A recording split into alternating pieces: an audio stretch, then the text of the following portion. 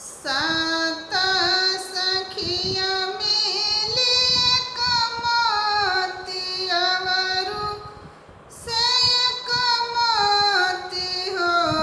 सखी हो गोकुला में गोरस महंग भइले चली दाधी बेचन चली।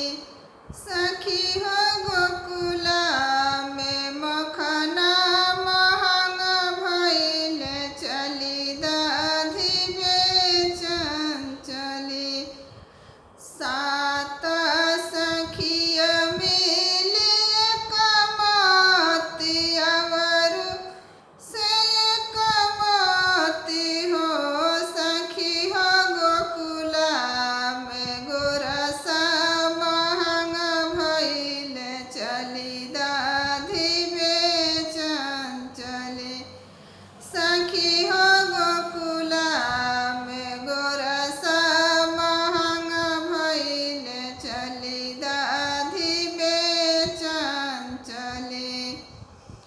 कोई सखी पहिनेली पियरी त कोई सखी पटना पुरी। आहो कोई सखी पहिने दक्षिणवा के छीटी त ग्वालिनी अजबे बनी। आहो कोई सखी पहिने दक्षिणवा के छीटी त ग्वालिनी अजबे बनी। कोई सखी पहिनेली पियरी त कोई सखी पटना पुरी।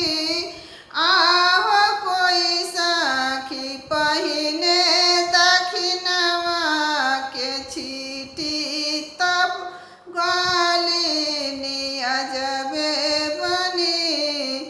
आहो कोई सखी पहिने दक्षिणवा के छीटी त ग्वालिनी अजबे बनी।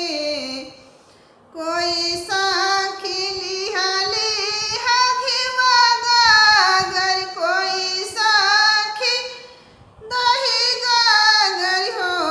आहो कोई सखी सुरहिया गाई के दूध त ग्वालिनी अजबे बनी। कोई